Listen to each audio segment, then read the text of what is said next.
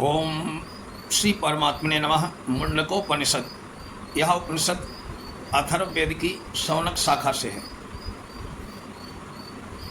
प्रथम मुंडक ब्रह्मा देवानां प्रथमा संभवुव विश्वस्य कर्ता भुवनस्य गोप्ता सब्रह्म विद्या सर्व विद्या प्रतिष्ठा मर्थाय मथर्वाय ज्येष्ठपुत्राय प्राह।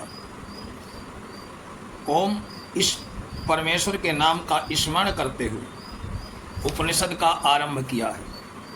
इसके द्वारा यहाँ सूचित किया गया है कि मनुष्य को प्रत्येक कार्य आरंभ करने से पहले ईश्वर का स्मरण और उसके नाम का उच्चारण अवश्य करना चाहिए। सर्वशक्तिमान परब्रह्म परमेश्वर से देवताओं में प्रथम ब्रह्मा प्रकट हुए, फिर उन्होंने ही सब देवताओं, महर्षियों, मरीचि आदि प्रजापतियों को उत्पन्न किया। शास्त्र ही समस्त लोकों की रचना भी की, उन सब की रक्षा के सुदृढ़ नियम आदि बनाए। उनके सबसे बड़े पुत्र महर्षि अथर्वा थे। उन्हीं को सबसे पहले ब्रह्मा जी ने ब्रह्म विद्या का उपदेश दिया। जिस विद्या से ब्रह्म के पर और अपर दोनों स्वरूपों को पूर्णतया ज्ञान हो उसे ब्रह्म विद्या कहते हैं। ये संपूर्ण विद्या का आश्रय है। अथर्वणे याम प्रवदेत ब्रह्म थर्वाताम पुरोवाचांगिरे ब्रह्म विद्याम स भारद्वाजाय सत्यवहाय प्राह भारद्वाजांगिर से परावराम। अथर्वा ऋषि को जो ब्रह्म विद्या मिलती थी वही ब्रह्म विद्या उन्होंने अंगी ऋषि को दी। अंगी ने भरद्वाज गोत्र के उत्पन्न सत्यवह नामक ऋषि को बहु विद्या कही। भारद्वाज ऋषि ने परंपरा से चली आई हुई ब्रह्म के पर और अपर दोनों स्वरूपों का ज्ञान कराने वाली इस ब्रह्म विद्या का उपदेश अंगिरा नामक ऋषि को दिया। शौनको हवै महासालो अंगिरसम विधिवत दुपसन्नः पप्रक्ष कस्मिन् नो भगवो विज्ञाते सर्वमिदं विज्ञातम भवति इति। शौनक नाम से प्रसिद्ध एक ब्रह्मर्षि थे जो बड़ी भारी विश्वविद्यालय के अधिष्ठाता थे। पुराणों के अनुसार उनके ऋषिकुल में 88,000 ऋषि रहते थे। वे उपयुक्त ब्रह्म विद्या को जानने के लिए शास्त्र विधि के अनुसार हाथ में समिधा लेकर श्रद्धा पूर्वक महर्षि अंगिरा के पास आए। उन्होंने अत्यंत विनय पूर्वक महर्षि से पूछा कि भगवान, जिसको भली भांति जान लेने पर ये जो कुछ सुनने और अनुमान में आता है वो सब का सब जान लिया जाता है, वो परम तत्व क्या है? कृपया बतलाइए कि मैं उसे कैसे जाना जाए। तस्मै सहोवाच द्वे विद्ये वेदितव्ये यदि हस्मा यद ब्रह्मविदो वदन्ति पराचे वा पराचे। इस प्रकार शौनक के पूछने पर महर्षि अंगिरा बोले, शौनक, ब्रह्मा को जानने वाले महर्षियों का कहना है कि मनुष्य के जानने योग्य दो विद्याएं हैं, एक परा और दूसरी अपरा। तत्रा परा ऋग्वेदो यजुर्वेदा सामवेदो अथर्ववेदः शिक्षा कल्पो व्याकरणम निरुक्तम छंदो ज्योतिषमिति अथ परा यया तदक्षर मधिगम्यते।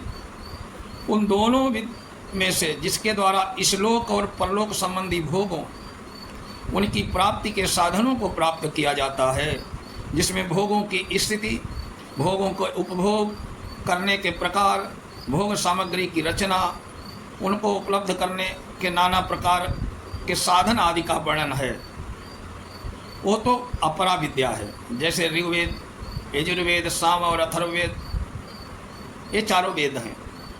इनमें नाना प्रकार के यज्ञों की विधि का और उनके फल का विस्तार पूर्वक वर्णन है। जगत के सभी पदार्थों और विषयों का वेदों में भली भांति वर्णन किया गया है। ये अवश्य है कि इस समय वेद की शाखाएं उपलब्ध नहीं हैं। उनमें वर्णित विविध विज्ञान संबंधी बातों को समझने वाले भी नहीं हैं। वेदों का पाठ अर्थात यथार्थ उच्चारण करने की विधि का उपदेश शिक्षा है, जिसमें यज्ञ याग आदि की विधि बतलाई गई है। कल्प कहते हैं ग्रह सूत्र आदि की गणना कल्प से ही है। वैदिक लौकिक शब्दों के अनुशासन का, प्रकृति प्रत्यय विभाग पूर्वक शब्द साधन की प्रक्रिया, शब्दार्थ बोध के प्रकार, शब्द योग आदि के नियमों के उपदेश का नाम व्याकरण है। वैदिक शब्दों का जो कोश है जिसमें अमुक पद अमुक वस्तु का वाचक है, ये बात कारण सहित बतलाई है, उसको निरुक्त कहते हैं।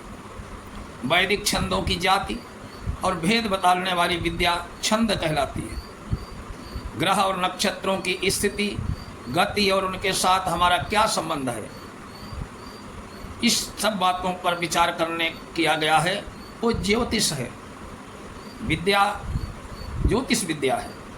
इस प्रकार 4 वेद और 6 वेदांग, इन 10 का नाम अपरा विद्या है। और जिसके द्वारा पर ब्रह्म परमात्मा अविनाशी का तत्व ज्ञान होता है, वो परा विद्या है। उसका वर्णन भी वेदों में ही है। अतः उतने अंश को छोड़कर सब वेद और वेदांगों को अपरा विद्या के अंतर्गत समझना चाहिए। ऊपर बतलाई हुई परा विद्या के द्वारा जिसका ज्ञान होता है, वो अविनाशी ब्रह्म कैसा है, इस जिज्ञासा पर कहते हैं कि एतद्दृश्यम मग्राह्यम गोत्रम वर्णम चक्षुश्रोत्रम तद पाणिपादम नित्यम विभु सर्वगतम सुसूक्ष्मम तदव्यम यद्भूतयोनिम परिपश्यन्ति धीराः। इस मंत्र में परब्रह्म परमेश्वर के निराकार स्वरूप का वर्णन किया गया है। सारांश यह है कि परब्रह्म परमेश्वर ज्ञानेंद्रियों द्वारा जानने योग्य नहीं आते, न कर्मेंद्रियों द्वारा पकड़े जा सकते हैं। ये गोत्र और उपाधियों से रहित तथा ब्राह्मण आदि वर्णगत भेद से, रंग आदि आकृति से भी सर्वथा रहित हैं। वे नेत्र कान आदि ज्ञानेंद्रियों से, हाथ पैर आदि कर्मेंद्रियों से भी रहित हैं तथा वे अत्यंत सूक्ष्म व्यापक अंतरात्म रूप में फैले हुए हैं। कभी नाश न होने वाले सर्वथा नित्य हैं। समस्त प्राणियों के उन परम कारण को जानी जन संपूर्ण परिपूर्ण कहते हैं। यथोर्णनाभि सजते गृह्यते च यथा पृथिव्याम औषधया संभवन्ति यथा सता पुरुषात् क्लेशम लोमानि तथा अक्षरात्म संभवती है विश्वम। इस मंत्र में दृष्टांतों द्वारा बात समझाई गई है कि परब्रह्म परमेश्वर ही इस जड़ चेवात्मक संपूर्ण जगत के निमित्त और उपादान कारक हैं। पहले मकड़ी के दृष्टांत से बात कही है कि जिस प्रकार मकड़ी अपने पेट में स्थित जल जाले को निकाल कर फैलाती है, फिर उसे निगल जाती है, उसी प्रकार परब्रह्म परमेश्वर अपने अंदर सूक्ष्म से लीन हुए जड़ चेतन स्वरूप जगत को सृष्टि के आरंभ में नाना प्रकार से फैलाते हैं, प्रलय काल में पुनः अपने में लीन कर लेते हैं। उदाहरण से बात समझाई गई। पृथ्वी में जैसे जैसे अन्न तृण वृक्ष लता औषधियाँ बीज पड़ते हैं, उसी प्रकार भिन्न भिन्न भेदों वाली औषधियाँ उत्पन्न होती हैं। उसमें पृथ्वी का कोई पक्षपात नहीं। उसी प्रकार जीवों के विभिन्न कर्म रूप बीजों के अनुसार ही उनको भिन्न भिन्न योनियों में उत्पन्न करते हैं और अंत में किसी प्रकार की विषमता और निर्दयता का दोष नहीं है। तीसरे मनुष्य के शरीर में उदाहरण बतलाई गई है कि जिस प्रकार मनुष्य के जीवित शरीर में सर्वथा विलक्षण केश रोम नख उत्पन्न और बढ़ते रहते हैं, उसका कोई कार्य नहीं करना पड़ता, उसी प्रकार परब्रह्म परमेश्वर ये जगत स्वभाव इस समय पर उत्पन्न होता है। तपसा चीयते ब्रह्म तपो न विजायते अन्नात् प्राणो न सत्यम लोका कर्मसु अचामृतम। जब जगत का रचना का समय आता है, उस समय परब्रह्म परमेश्वर अपने संकल्प रूप तप से वृद्धि को प्राप्त होते हैं, अर्थात उन्हें विविध रूपों वाली सृष्टि के निर्माण का संकल्प उठता है। जीवों के कर्मानुसार उन परब्रह्म पुरुषोत्तम के जो सृष्टि के आदि कारण स्फुरणा है होती, वही मानो उनका तप है। उस प्रेरणा से होते ही भगवान जो पहले अत्यंत सूक्ष्म में होते हैं, उसकी अपेक्षा स्थूल हो जाते हैं। सृष्टिकर्ता ब्रह्म का स्वरूप धारण कर लेते हैं। ब्रह्मा से सब प्राणियों की उत्पत्ति वृद्धि करने वाला उत्पन्न होता है। फिर उसमें क्रमशः प्राण मन कार्य आकाश आदि 5 महाभूत समस्त प्राणी वासा स्थान भिन्न भिन्न कर्म कर्म के उनका अवश्यंभावी सुख दुख रूप फल इस प्रकार होता है। अब परमेश्वर की महिमा का वर्णन करते हुए उपसंहार करते हैं। यह सर्वज्ञा सर्वविद्यस्य च ज्ञानमयम तपः तस्मात् एतद् ब्रह्म नाम रूप मन्नम चाहते। वे संपूर्ण कारणभूत परब्रह्म परमेश्वर साधारण रूप से विशेष रूप से भी सभी को भली भांति जानते हैं। उन परब्रह्म का एकमात्र ज्ञान ही तप है। उन्हें साधारण मनुष्यों की भांति जगत की उत्पत्ति के लिए कष्ट सहन नहीं करना पड़ता। उन सर्वशक्तिमान परब्रह्म परमेश्वर के संकल्प से ही प्रत्यक्ष दिखने वाला विराट जगत अपने आप प्रकट हो जाता है। पर समस्त प्राणियों लोगों के नाम रूप आदि से उत्पन्न हो जाते हैं। शौनक ऋषि ने पूछा था किसको जानने से सब कुछ जान लिया जाता है।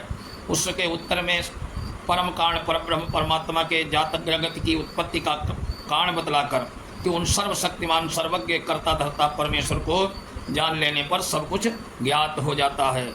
ओम नमः शिवाय।